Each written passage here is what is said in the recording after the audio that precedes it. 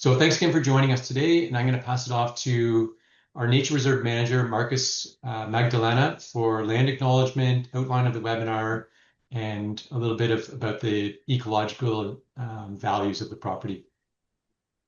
Awesome. Thank you, John. And thanks for everyone who's taken the time to join us today to hear about this amazing property.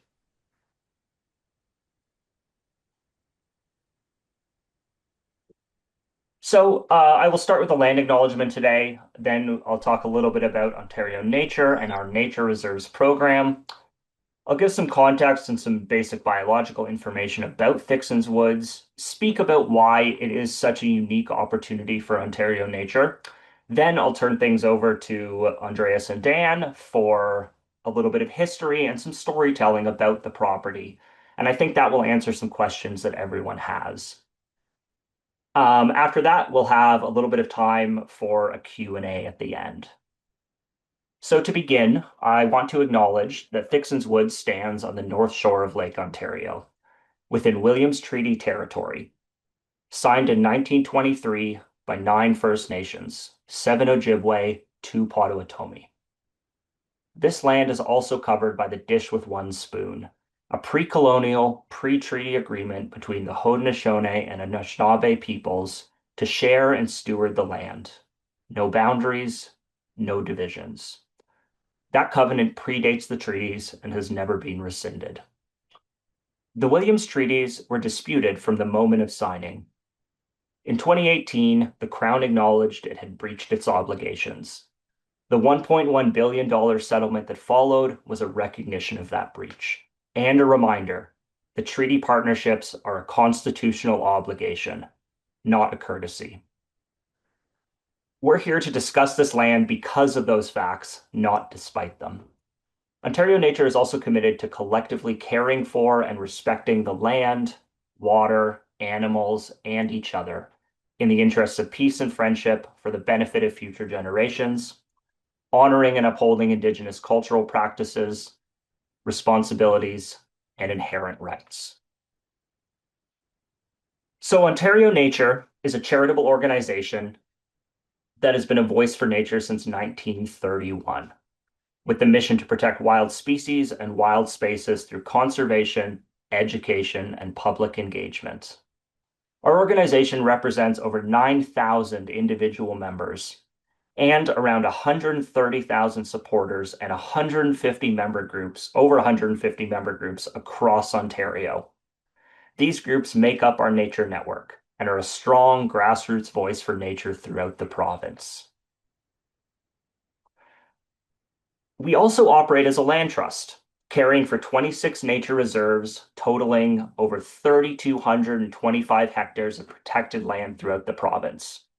These nature reserves protect some of the best remaining and intact habitat in the province, and by virtue of that, protect the species that call them home. Our goal is to continue building our province-wide nature reserve system that will safeguard habitat for endangered plants and animals, protect biological diversity, set benchmarks for scientific research, and create opportunities for recreation and nature appreciation. Now, these nature reserves are spread broadly across Ontario, and by virtue of their geographic spread, they contain a remarkable diversity of habitat types. Some of the highlights of that system include the rock barrens and lush forests of Gananoque Lake and Lost Bay, critical habitat for species at risk, and part of the Algonquin to Adirondack corridor. It also includes the restored tallgrass prairie of Sydenham River Nature Reserve and its rich Carolinian woodlands.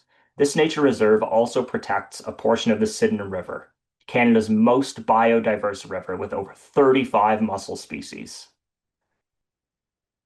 The treat coastal sand dunes and wetlands of Sauble Dunes are also part of our nature reserve system and represent one of Canada's rarest habitats, and a habitat type that's under constant threat from development pressure. These nature reserves also act as a nucleus for connection with nature. 13 of the 26 currently have trails that are open to the public year-round and free of charge. And there's spaces for hands-on learning through things like bioblitzes, planting events, wildlife monitoring, and much more. Local community connection is solidified through our volunteer stewardship program. where local nature clubs and community volunteers care for these properties in various ways, acting as our eyes and ears on the ground. In many cases, these nature reserves have actually come to Ontario nature through the dedication and passion of these local champions for nature. And that brings me to Thickson's Woods. With your support and through the generosity of Thickson's Woods Land Trust, which you'll hear about today, we have an incredible opportunity to make this Ontario Nature's 27th nature reserve.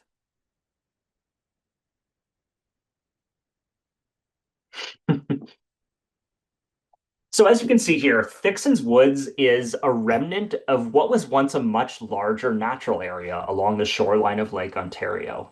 Today, connectivity along the lakeshore and up to the Oak Ridges moraine is limited to a handful of areas. These areas are typically dynamic shorelines, ravines, wetlands, features that historically would have made development very challenging. Much of Thickson's Woods, however, would historically have been suitable for development, which makes its preservation all the more remarkable. Today, there's some grassy and open municipal parkland and areas along the waterfront trail that are remnant natural areas. But apart from that, Thickson's Woods really is the only large natural area in this region or in this immediate area. And it's surrounded by intense urbanization and industrial development. So its ongoing protection is very important. You can also see here that Thickson's Woods contains a portion of the Corbett Creek provincially significant wetland complex. This is a Great Lakes coastal wetland, which is also under constant threat from land use changes such as development and agriculture. Our shorelines in southern Ontario, particularly along Lake Erie and Lake Ontario, are among the country's most impacted wetlands. In fact, in those areas, it's estimated that over 85% of historic coastal wetlands have now been lost, and that loss continues to this day. These coastal wetlands provide a number of critical ecological services that can't be replaced if they're lost. They act as nesting habitat for waterfowl, estuaries for fish, stopovers for migratory birds, nesting habitat for birds as well, and they also serve to mitigate the impacts of climate change. Specifically, they do well to mitigate increasing volatility in weather patterns and associated intensity in flood events by retaining water and buffering against flooding. If folks are from the GTA, you probably know that this story is magnified by flooding throughout the Don and Credit River valleys, especially their southern reaches in recent years. The creek and adjacent forest are also a portion of what's called an area of natural and scientific interest, known as an ANSI. Specifically, it's a life science ANSI, designated as such for its biodiversity, as the property supports a wide variety of environments for native plants and animals. Once again, this map really shows the property's isolation relative to other natural areas, which points to its regional importance for nature. Thickson's Woods is very much an island of biodiversity in an otherwise developed landscape. And without the efforts of volunteers, it wouldn't exist at all. In 1983, amid efforts to log the property, a small group of conservationists mobilized to physically stop that logging and protect 16 core acres of woodland before all of the old growth pines on the property could be cut down. We'll hear a little bit about that later, and we'll hear about the folks that made this possible. In 2001, that same group, which at that time was Thickson's Woods Land Trust, was able to expand the property by purchasing an additional 8 acres of meadow to the north. And you can kind of see the two bits of the property here with the waterfront trail dividing them. The meadow habitat's especially important because it provides, a diversity of habitat for different types of birds, different insects that call the property home. Today, the property features several different habitat types, including old-growth white pines interspersed with mature hardwoods, which really represent the climax forest type that would have been found along the shore of Lake Ontario. The property's old-growth pines are probably its most visually striking feature, and they can be picked out, from way down the waterfront trail. As I said, these 100-plus-foot trees are a remnant of the forest that's once blanketed the Great Lakes region.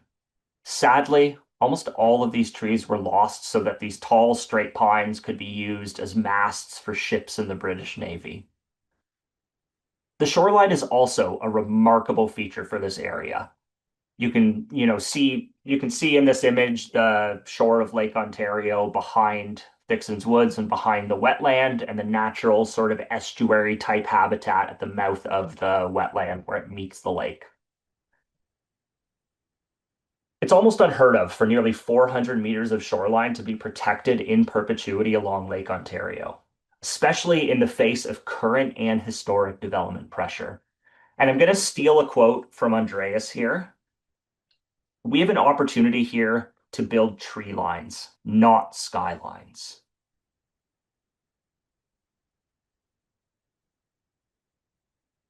This image just shows the pines as they look in the forest. You can see these massive white pines way up above the rest of the canopy. And it's really not something you see in Southern Ontario anymore. These features are super rare. So to have the opportunity to protect something like this in perpetuity is incredible.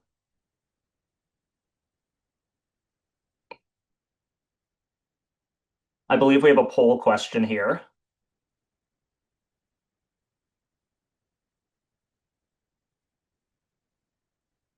Um, yeah. How many species at risk and rare species do you think are supported by Thickson's Woods?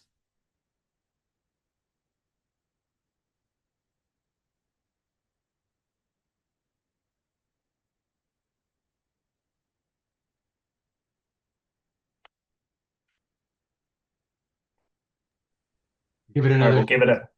Oh, sorry. Go. Well, I was just going to say we'll give it a few more seconds for answers to come in. All right, I don't see any others being added. So it looks like, oh, that's interesting. It's a tie. People voting between 25 and 75 rare and at-risk species protected. Some people saying 15, some people saying 90. I would love if it was 90, but Thickson's Woods does protect a total or supports a total of 75 rare and at-risk species, which is an incredible number for a property of its size. As I've discussed, the lack of surrounding natural area makes Thickson's Woods especially important within the region. It provides habitat or supports the health of habitat that's known to be part of the life history of all 75 of those species. And I won't go through the list of them here, but I encourage you, go check out Thickson's Woods, go for fall migration, go for a walk in the summer, see how many species you can find there. It's an incredible property. There's a variety of trails. You can explore the whole thing. So conserving this parcel or these parcels, this property, will directly contribute to protecting those 75 species. Most people who already know about Thickson's Woods know it as a birding hotspot. But people may not realize how long that's been the case. Thickson's Woods has been known as a hotspot among birders for over 70 years. And to date, 329 species have been observed either on or from the property. I say from because that includes things seen in the lake, and obviously the lake isn't part of the property. Thickson's Woods also provides important habitat for butterfly and moth species, including acting as a stopover for migratory monarch butterflies, and you'll see an amazing photo of that later on.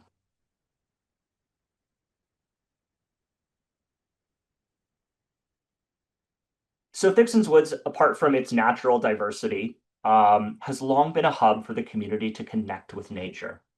The property's played host to countless birding walks, moth nights, bat surveys, fundraisers, and an annual fall festival, just to name a few things. And I'm sure folks have gone to Thickson's Woods for one of these walks at some point. If you've been there before and have a memory to share of it, feel free to put that in the chat. I'm sure others would love to hear about that too. This photo that's on the screen right now is actually from the 2001 fundraiser that helped to raise money for the purchase of the meadow, and you can see how excited people look about it. So, Thickson's Woods would become Ontario Nature's first transit and bicycle accessible nature reserve, with buses and GO trains located just a few minutes away, and the waterfront trail and a parking lot located, the waterfront trail cutting through the property and a parking lot located nearby.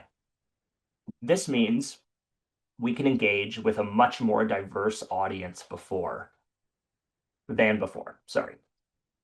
One area of focus for Ontario Nature is engaging youth in conservation, and the addition of Thickson's Woods would be a massive advantage here. The biggest limiting factor that we see is young people not having a means of transportation to get to our nature reserves that are sort of outlying outside of the city. And this is something that I've discussed with our education team and with our youth council for a few years now. It really is a priority to get young people involved in meaningful conservation initiatives that make a difference on the ground and help to give them some career skills for their future careers in conservation. And the biggest limiting factor that we've run into is that to get to most of our nature reserves, you need a car, or to get a lot of people to one of our nature reserves, we need to rent a bus. So there's a lot of logistical challenges. And it's really limited the ways in which we can engage young people with nature on our nature reserves.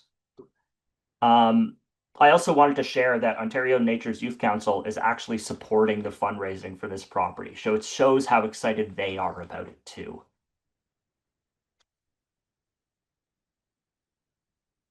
Thickson's Woods also presents opportunities to introduce new Canadians to nature, free of cost.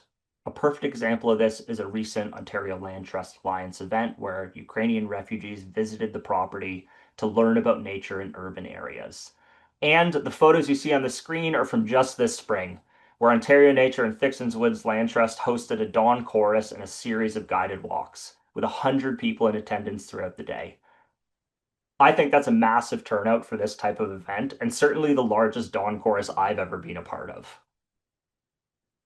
And that was also despite weather that was unseasonably cold. So I just wanted to share a couple highlights from that event. You can see here a fox that has framed itself, in the frame with the Ontario Nature sign. It doesn't look happy, but we're happy to see it there. And here we have a blue-gray gnatcatcher on its nest. I had actually never seen one on its nest before. And it took I think it took two people to point out where it was. You can see how incredibly well camouflaged this nest is. And this visual and the photo are actually from the waterfront trail. So it really shows you how much you can see without even stepping foot into the property. Marcus, apparently that's a very famous family of foxes, and that fox was incredibly happy the day of the event. I was right next to a photographer while my camera was very safe and locked in the car.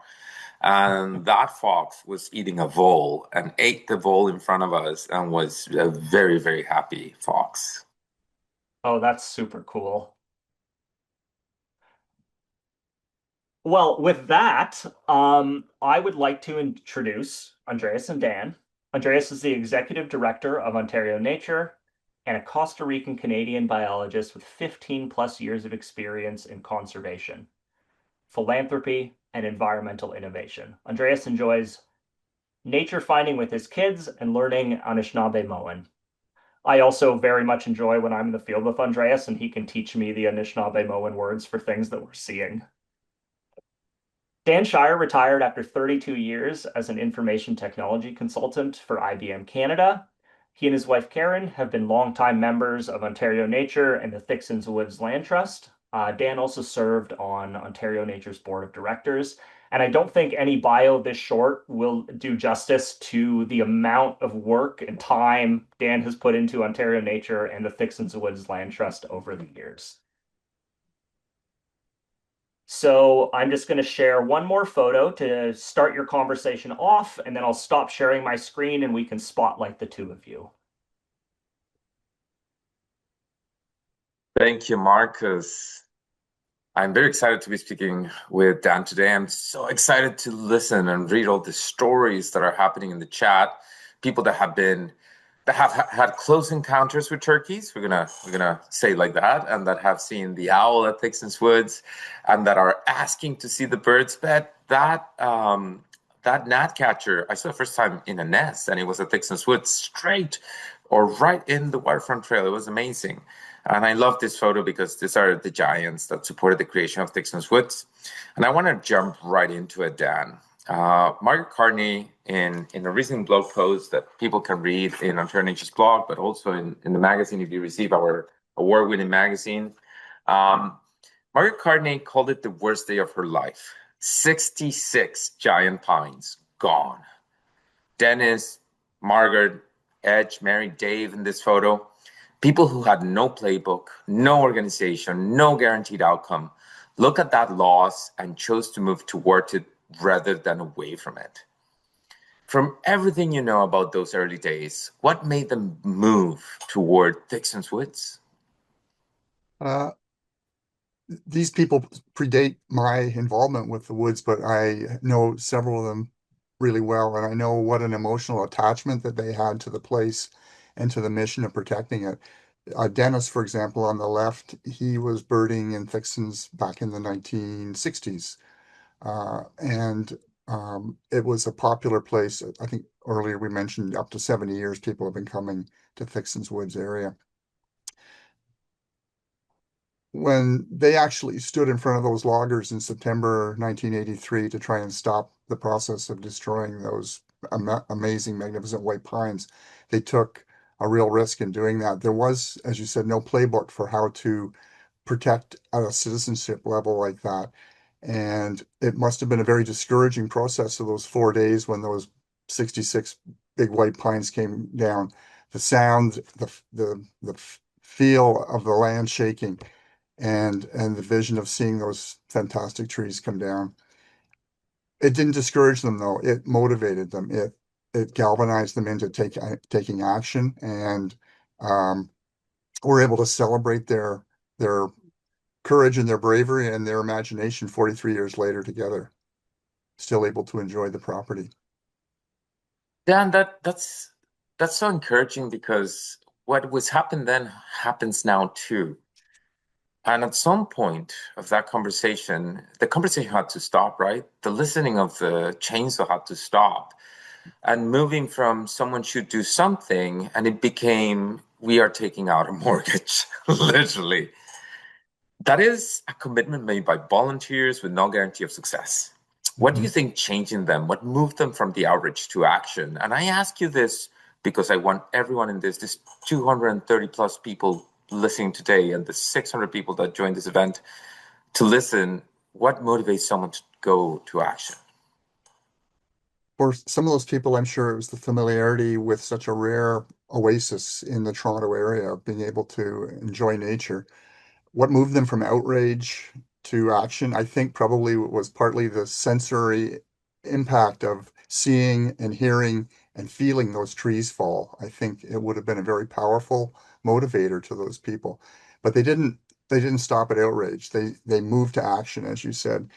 So what sort of action could someone take back then? Remember, this was over almost 45 years ago. There wasn't a lot of precedent for groups to try and protect land like this, especially in a area in a city metropolitan area where the land was expensive, and it took a big leap of courage and a huge amount of effort for them to make the decision that they were going to organize within the group a mortgage to buy the woodlands and the marsh, and a lot of faith as well.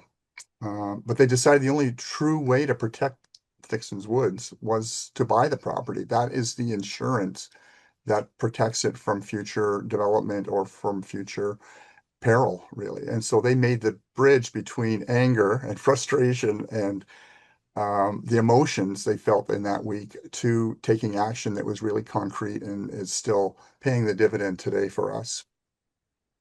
Dan, I just sometimes like to imagine 40 years ago in the middle of Toronto City where urban conservation wasn't a thing. Just going, honey, we're going to take a mortgage because we're going to buy this waterfront property and we're going to keep it. It it What? it it sounds and looks crazy.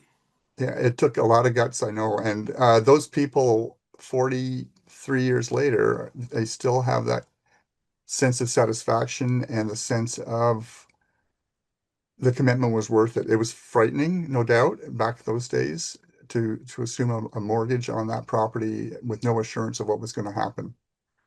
And then a mortgage became 5 years of fundraising. 5 years of fundraising became 10 years of buying adjacent properties. Mhm. 10 years became 40. Nobody paid anyone to do this. Nobody paid you when you joined the board to do it. What sustained it? Not in a motivational sense, but practically. What kept the structure, the standing when the original energy faded, right? Because it's 40 years of commitment. Some of the original people who were involved, Margaret and Dennis and Margaret Bain as well, are still here and still supporting Thickson's Woods. There's a continuity across those decades for the board and for us. But a lot of people, naturalists stepped up, a lot of supporters and sponsors as well. I went through the list of members' donations, supporters' donations, and over 2,500 people over the decades have committed to supporting Thickson's Woods, either through volunteer work at our fall festivals for kids and nature to come in and get excited about nature, or through financial donations as well. So a huge groundswell of people, naturalists in the area, and also people from abroad. I was looking at the list. I was surprised. Robert Bateman, the famous Canadian nature author, was a substantial contributor to Thickson's Woods in its early years. Um, and so people across Canada, people around the world donated to help, provide the sustainable resources, the funding that we use to purchase those properties, the 4 properties that were purchased. Before we continue going, I read that in the chat there's a lot of people that are interested in our moth outing. Last time we had our dawn chorus, we're going to have to work in a moth outing because what I heard from Dennis, who is a remarkable naturalist, is that there's 1,300 species that could be seen at Thickson's Woods. Oh my God, Yeah, moths at I Thickson's brought Woods. props just in case. So I'll mention Phil Holder's name later at the end, I think, because I want to acknowledge some of the amazing volunteers. But Phil Holder has been really instrumental in publications to support the science research that we've been doing at Thickson's Woods over the decades. So this is a little bit out of date, but I think the number is around 1,300 species of moths within 25 acres, which is astonishing biodiversity. That's astonishing. Dennis sent me an email a week ago, and he also told me that they were identifying bats, and they on Mhm. just one night they found 5 species. And Yeah. all of this, I just want to remember everyone is in Algonquin. This is in the middle of Whitby, which makes Thickson's Woods even more amazing. A Mhm. lot of people in this call care deeply about nature, but have never considered sitting on a board or taking this next action, right? Thickson's Woods exists because a small group of people decided that caring wasn't enough. They needed to be the guardians. So the giant trees became the giant people that protected the area.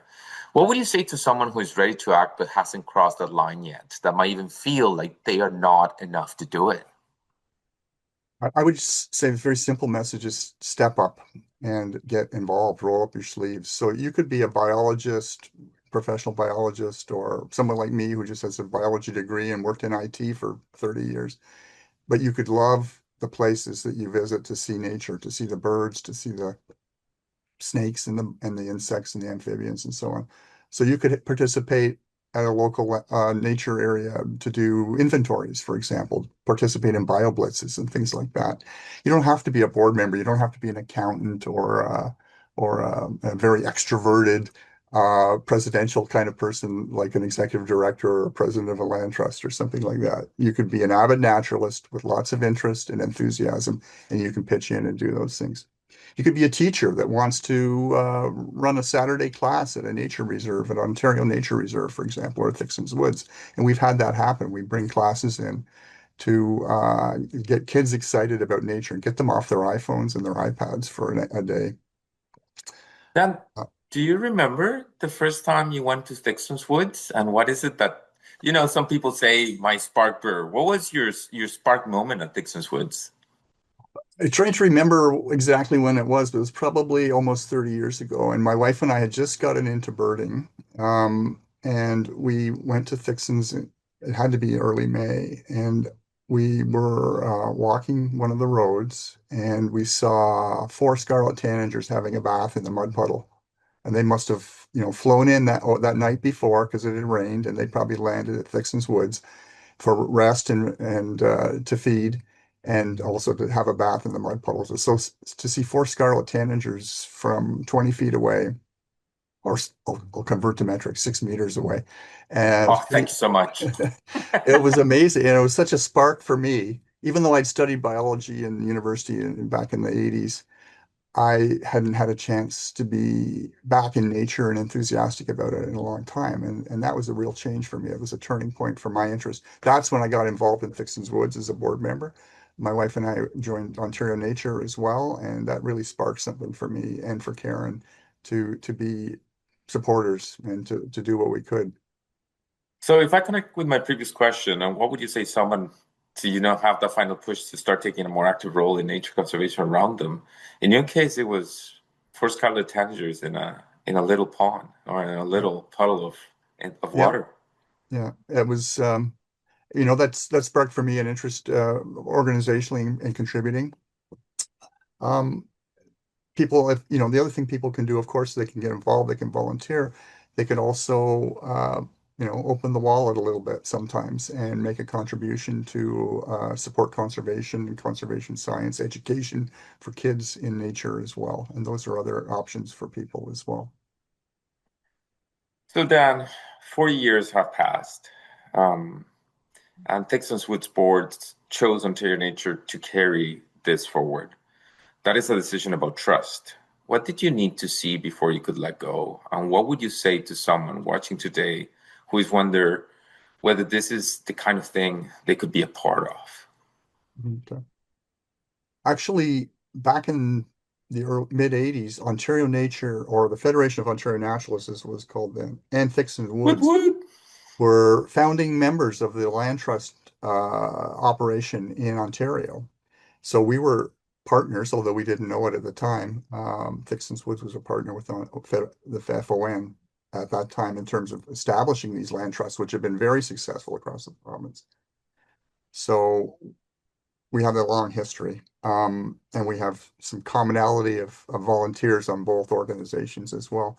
So we were looking at the options. The last few years, we thought about the responsibilities of owning Thickson's Woods as a very small nonprofit organization. It's a challenge for small organizations to do that. We wanted protection, we wanted continuity, we wanted alignment with principles and beliefs. And those were we spent 2 years talking about who would be our partner for Thickson's Woods. And the natural choice was Ontario Nature because your mission for almost a century has been about conservation, species protection, protection of precious species as well. And so for us, it was a natural choice to do that.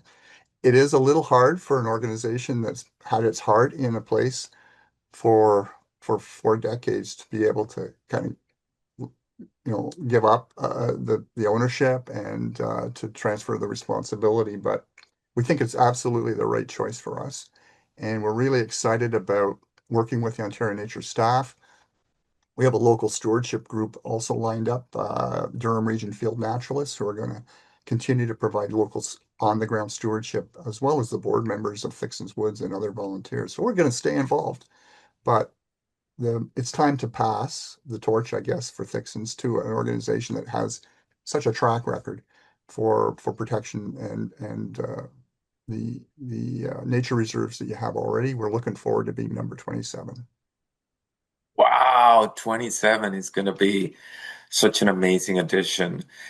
Dan, I've been reading the chat. Many people are talking about Margaret Bain. Many people are talking about Margaret Cartney. Many people are talking about Dennis, their connections. And before we go and before we start going into questions, the names of the people in this reserve matter a lot. can you say them so we make sure that all of them are shared here for all the friends that chose to join us today? I made some notes because I thought that question might come up, and I didn't want to forget the names. I don't know all the names. It's there's 2,500 supporters over the years, and the board members over many decades. But the founding members, I guess, the group of five would be Margaret Carney and Dennis Berry, Margaret Bain, Edge Peg, and Mary and Dave Calvert, which were those people photographed in the original or an earlier photograph that you did. But there's been a lot of people since then as well have a long-term commitment. Our treasurer, Brian Steele, he's been involved with all of the volunteer work related to being a treasurer for over 20 years, board members over the decades. I brought my props, so I don't want to forget the people that have volunteer naturalists who have contributed to publications and inventories we've done over the years, people like James Kamstra. James was also on the Ontario Nature Board as well. Doug Lockery, George Scott, they did the early vascular plant lists for Thickson's. Phil Holder, who published these publications, and Glenn Cody, and other people as well, other naturalists. So it's pretty amazing group of people over the decades. And now I, alternate nature. yeah, that's absolutely amazing. I'm people really want to see more pictures of what is the amazing wildlife that Hmm. is present in this 10 hectares in Thickson's Woods. So I'm sharing my screen and I'm sharing some of the photos. We have a dedicated photo gallery of Thickson's Woods in Ontario Nature's website. Last time when we had our dawn course, 200 people attended. The dawn course was absolutely amazing. I hope that everyone in this call can attend a future event at Thickson's Woods. We listened to indigo buntings. We have seen a tremendous amount of butterflies. There's been a lot of restoration that has happened in the property. There's been removal of invasive species. There's been planting on trees, and the work that has happened through the years is amazing. I would like to open it up for questions as I keep on sharing some of the photos that have been taken on Thickson's Woods. This is one of the foxes that has Hmm. apparently it's a family of foxes at Thickson's Woods. Dan? Yeah, I think there's usually a successful breeding every year. So I think there's at least four foxes typically, two kits and the parents. And they're pretty acclimatized to people. Like you saw them take the vole. Squirrels. There's not a lot of squirrels in Thickson's Woods anymore. I'm guessing that might be a good thing. Okay, um, so one of the question is, I think I'm going to pass this one off to Marcus. Marcus, if we want to join us, what will be the primary difference for those of us who visit the woods regularly through 3 seasons of the year once the stewardship moves over to Ontario Nature? And I'll keep on moving the photos around, Marcus, because people really want to see photos. Sure, that sounds good. Yeah, I definitely could have just had a slideshow of bird photos. Everyone wanted to see bird photos of Texas woods. Yeah, so to date, I've walked the property pretty extensively with members of the existing Thickson's Woods Land Trust Board of Directors. We've kind of looked at all the trails, all the infrastructure, all the signage. And to be frank, I think that Thickson's Woods Land Trust has done an excellent job with the infrastructure on the property. The trails they're well taken care of. The bridges and ramps and associated infrastructure are very well taken care of. So obviously we'll keep monitoring all of that to make sure that there's no upgrades needed. Right now there isn't. So our maintenance will more or less continue as it has for a number of years. You can expect to see some new signage in the next year or so, assuming Ontario Nature ends up with the property. We'll have some information about Ontario Nature. We'll have some accessibility information, some trail maps posted. So you'll see a little bit more signage sort of along the waterfront trail to make people aware that it is an Ontario Nature property. We've also discussed signage options to accessible signage options, specifically signage designed around people who are visually impaired, who are still able to bird and still able to experience the property. So we may have some accessible signage that's added to the property and some Ontario nature signage. But as far as the trails go and their opening hours, you shouldn't expect any changes there. And some people have asked about parking conditions in Thickson's Woods and transit access. A Go bus station is minutes away.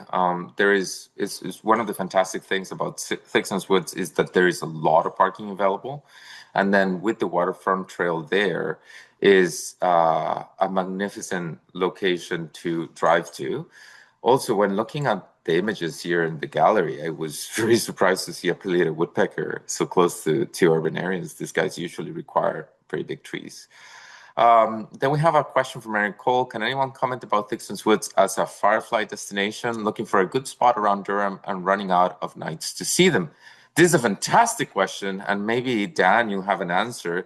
I know that fireflies are disappearing many places because they need the leaf litter for them to be able to hunt. And so, any thoughts there, Dan? Have you seen fireflies there? I the only time I've been to Thickson's in the evening was to do a bat watch, where we were using monitoring tools. So I don't think I've seen fireflies in Thickson's Woods, but if Dennis or Margaret are on the chat, they might be able to pitch in with a comment about that. There's lots of leaf litter. There's no doubt about that. The forest is certainly left in a very natural state. So we've got lots of deciduous trees in the woods, and we've got the meadow, which is going through succession. And there's lots of opportunity, I think, in there in the meadow area for fireflies, but I can't comment personally of having seen them. All right, we'll keep an eye out in the chat and see if we have some people there that have experienced fireflies. We do have someone mentioned that Purple Woods is a good place for firefly. Marcus, maybe this one is an easy one for you because you were mentioning the species count earlier. Any species that are in danger or threatened there? Maybe you can give us some examples of the species that are supported. Ooh, I'll need to look at my list of species. I can't think of any off the top of my head. As I understand, Cerulean's warblers might make it through that route of the Great Lakes, coming from Eastern Ontario, and so I can think of that one as one of those species. But if some other come to your mind, let us know. In the meantime, Marcus, this one is for you too. Will herbicides like glyphosate be used to control unwanted plants at Thickson's? And I'm assuming those are some of the displaced species, aka invasive species that can be found. Or will Ontario Nature use non-toxic methods? Thanks, says Gideon. Yeah, so I can discuss that. Right now, we don't have any plans to use herbicide to do any invasive species control at Thickson's Woods. The two primary invasive species that we would deal with there are garlic mustard and European buckthorn. So garlic mustard is not easily, but it can be managed by manually pulling it. We've actually seen really good results on some of our other nature reserves, specifically George G. Newton Nature Reserve, which is out in Huron County. Um, a few years of sort of continuous effort by our stewardship group to pull garlic mustard has shown dramatic decreases in its presence throughout a similar hardwood woodland. Um, and with European buckthorn, generally the method that we use whenever we can is using an extractigator, which is a tool that allows us to manually remove buckthorn from the ground.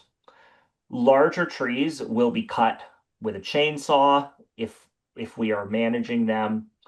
Um, there are cases, I don't expect it would be the case on this property. In some cases, there is a herbicide called Garlon that's used to paint the stumps of those mature mature buckthorns, but there is another method. It is a natural it's a fungus that is approved for use specifically for buckthorn and for cut stumps. that you paint it on, and the fungus specifically eats buckthorn and just eats the regrowth, basically. So right now we don't have any plans to use glyphosate or any other herbicides on the property. There is Phragmites in the adjacent Corbett Creek wetland that's owned by the municipality. I don't believe there's any on Thickson's Woods property as of right now. So they may do that, but that is sort of outside of the property. So we don't have any plans to do that right now. Dan, you want to chime in Yeah, we've here? been Thickson's Woods for the last 6 or 7 years. We've been successful in getting some federal grants to support hiring biology students during the summer. They've done doing working on species inventory, but also invasive species control. And work this year, we're working with a couple of University of Toronto professors are assessing the efficiency or the effectiveness of a couple of beetles, moths rather, that will take impact on Phragmites. So they've planted some in. We do have a very small patch of Phragmites among our cattail marsh. Fortunately, still very small. So they came in the spring and they put these larvae into the Phragmites stalks, and we're going to be the students this summer are studying whether there's any impact in terms of starting to control the Phragmites. Biocontrol is a longer term process than spraying chemicals. It's something we've always been in favor of as opposed to using chemicals. We also have used these students to do dog strangling vine and garlic mustard removal, and we've been pretty successful. Garlic mustard is way down in the nature reserve with that mechanical removal for us, so it's worked well. We have some questions to get to. Thank you so much, Dan. I just went through one of the scarlet tanagers that you might have seen. Awesome photos on the Thickson's Woods gallery.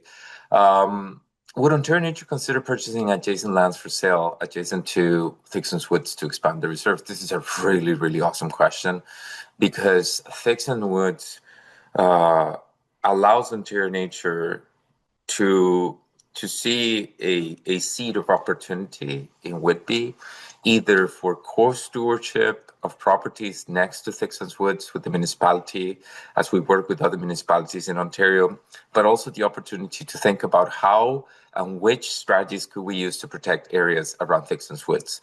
One of Ontario Nature's main strategies when it comes to our securement and choosing which land we take, we purchase, we secure, is if it grows existing nature reserves.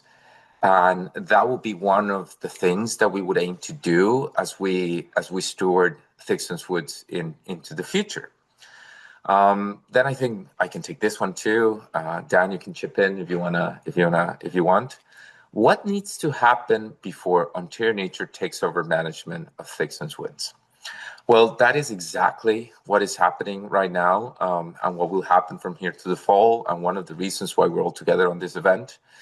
What needs to happen next is the transfers of Thickson's Woods into Ontario Nature, and we're also doing a fundraiser to cover all the expenses that are required in order to do that transfer, but also to secure the funding for us to suitably steward Thickson's Woods in the short term and in the long term. That means dealing with certain structures that are standing and need to be demolished, that were built a long time ago by people in the area. That means making sure that we're going to have all the conditions for us to have the right signage, making sure that we have all the conditions for us to manage the invasive species there. And that is some of the things that are required as we receive the property from the Thickson's Woods Board and start stewarding Thickson's Woods. Also, Eric Cole, who seems to be a very avid birder in the area, mentions that he saw the first blue grosbeak there and that Dennis had also heard it. Marcus, thank you so much for putting the name of the product that is used for buckthorn, you said, right? Yep. Andreas, I can jump back in too because I did pull up my species list and I have fantastic. some residents, some very cool migratory birds that have been seen on the property, including horned grebe. This is not all necessarily this year, but over the years, mostly within the last 7 to 10 years, though, there's been sightings of horned grebe, lesser yellowlegs, rusty blackbird, Acadian flycatcher, of course, chimney swift as a resident of the area. There's been a prothonotary warbler seen there during the migratory period, red-headed woodpecker. Um, what else is here? Hudsonian godwit, Canada warbler, just tons of Onion Godwit. Oh my very, God. very unusual, right? Wow, that's so amazing. Okay, so we're getting a whole bunch of questions, and I'm going to try for us to get to all of them because I always like to give everyone a chance, especially when so many people are interested.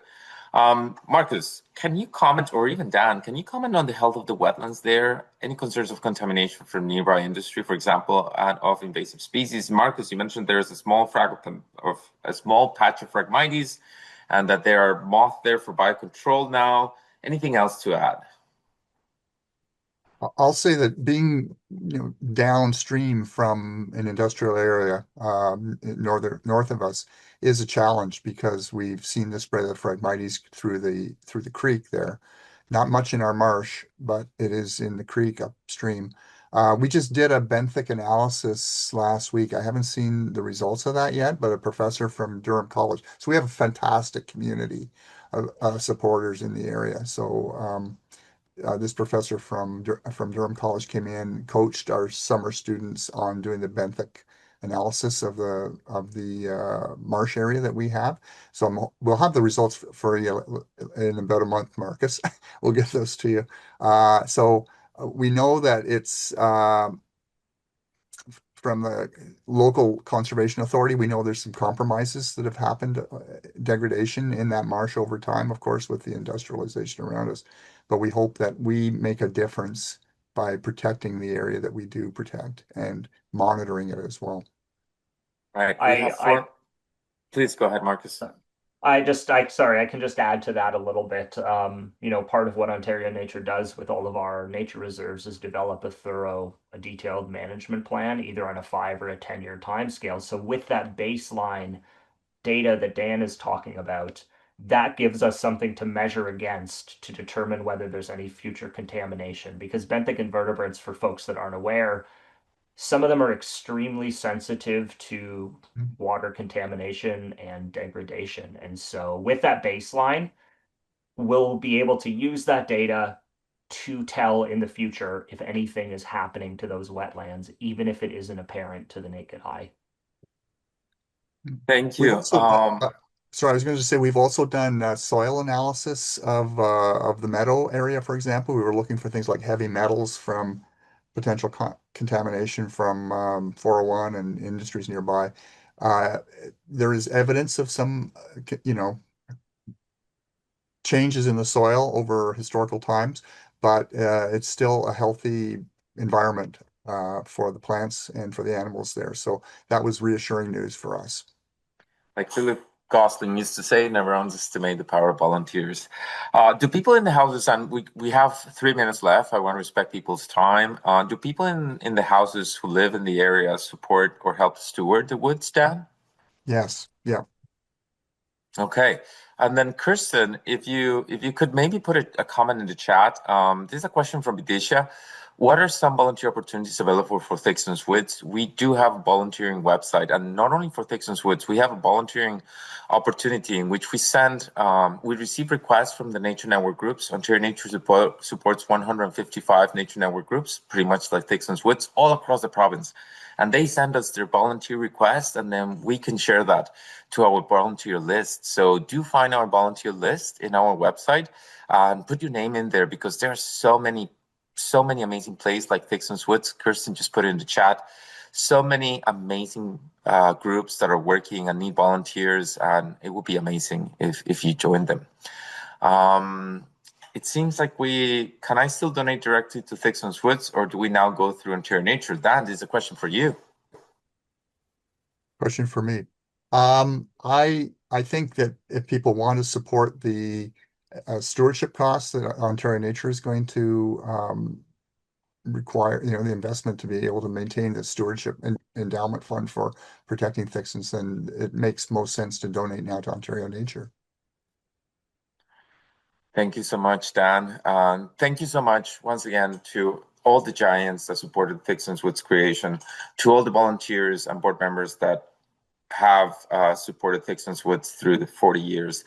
Thank you, Dan, for being here with us. It's amazing to be able to interview you. And thank you to all the staff that made this amazing event happen. But above all, thank you to everyone that has joined this webinar. And thanks to all of you that have made a donation towards this amazing project to keep Thickson's Woods free and open and being tree line for everyone. If you have it within your possibilities, make sure to make a donation so we can keep on protecting Thickson's Woods. And thank you everyone so much for being here with us. It was an awesome lunch with you.